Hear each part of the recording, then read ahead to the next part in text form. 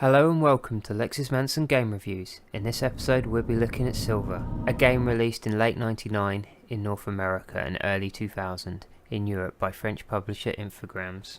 It was released on the final Sega console, the Dreamcast, as well as PC and Mac. I think I must have picked this game up in late 2000 from my local PC retailer for about £2, or fuck all in today's money. Unfortunately I lost my original copy, so I had to pick up another one from GOG for about $6, or, well, I haven't got a clue to be honest, I'm English. Silver received mediocre reviews, although I had a great time playing it, and it seems to have picked up a bit of a fan base judging by the GOG reviews. The plot is based around David, the main protagonist, and his attempts to rescue his wife, Jennifer. Oh, I didn't hear you get up. From the evil Silver, the ruler of Jahar. Quiet! There are no excuses for failure. Yeah, there's a big thing about this at the moment. Where's that dummy's guide to game analysis? No. Oh, fuck it, I just don't care. So, anyway, Silver is after a new wife, so he's rounded up all the women in the land to take his pick from. Who does he think he is anyway? The King of Swaziland? It is decreed that all women of childbearing age will be taken before the Emperor Silver, so that he may choose a new wife. Moving on, David teams up with the Duke. I've got balls of steel. No, not him. This bloke. What fool calls me a coward when my men surround him? And with his help, you set out to rescue all the women. Well, the ones who aren't playable characters anyway. Let me join you. I'll help you do whatever it takes to find Jennifer and my sister. And kill Silver. You must have salivated over this moment. And his son Fuge. Congratulations. You've proved quite annoying. Although not his daughter Glass. I've been expecting you.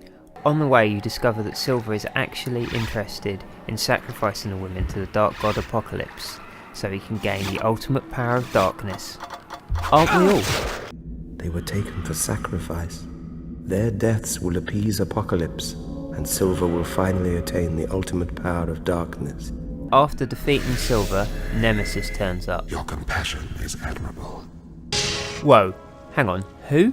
This guy literally turns up in the last few seconds of the game, principally to finish off Silver.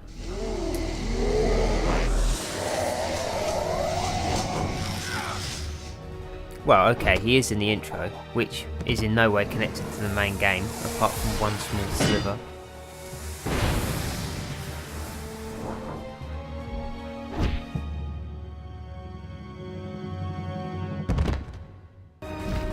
Okay, after this, Apocalypse turns up to get revenge for Silver's death. Silence! Someone must pay for Silver's death. After this, David and Nemesis merge. Hang on, why? What the fuck is happening here? Okay, so now Davisis, or whatever he's called, teleports outside to fight Nemesis, for some reason. After defeating Apocalypse, you end up running out of the building you had already left.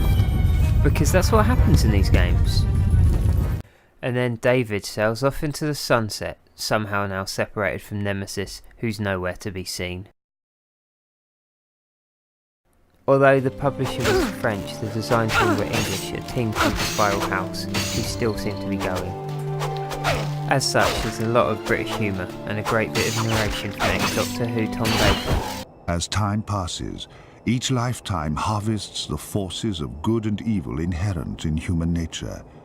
But nature is volatile. Well, at least in the intro. Especially enjoyable writing-wise is the early game banter between David and his grandfather. I'm not as young as I used to be. I can't force the door open.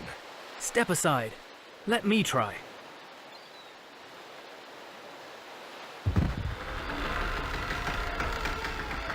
Fortunately for you, I must have stressed the lock when I forced the door myself. Yes, grandfather. The game is an action RPG with a mouse-based combat system. You hold down the control key and press the left mouse button to attack or the right mouse button to defend. There's some mouse jiggling, but you get the idea.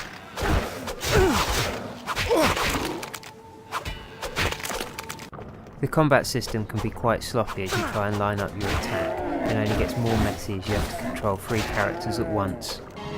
The inventory can be quite hard to deal with mid-battle, especially as your other characters have little AI to show for themselves, but overall the game is quite easy.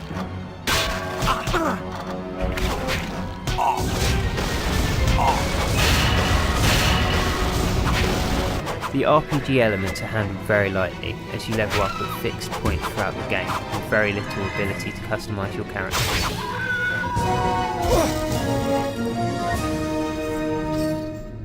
The only real customisations you can make are what weapons you use and which characters are in your team.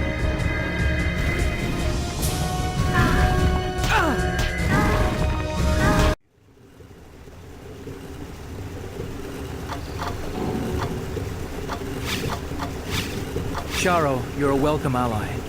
Kagan, go back to the camp and wait for the Duke. There are a couple of extra trinkets such as the Golem Scroll and the ability to turn into a werewolf, but these seem secondary to the main game. The sound effects and music seem very average and generic. There is very little music, and what little there is reused at regular intervals. And when characters communicate, you can almost hear a crackle as if they were talking via the phone. I'm guessing a lot of this was to do with the limitations of fitting the game onto a couple of CDs. We were ambushed as we raided the prison at Chains. I enjoyed the graphics of this game back in the day, although even back then they were quite basic. The background is static with only the game's characters and objects being rendered in real time. At first I found the static backgrounds of the game quite jarring, although after a while I came to quite enjoy the overall look of the game. While the foreground characters are more dynamic, they're quite jagged looking, and often appear quite small on the screen. Often you get trapped on a single screen and have to fight wave after wave after wave of enemies. Especially in the last 2 sections, this feels like a cheap attempt to extend the game's playtime. With its wave after wave of enemies, random plot element, and lack of a real RPG levelling system, the game feels quite unfinished. Like a lot of the features were cut to get the game out of the door. Silver is far from perfect, but that doesn't mean there isn't fun to be had. It's an enjoyable romp while it lasts, even today, and a pretty bizarre one at that.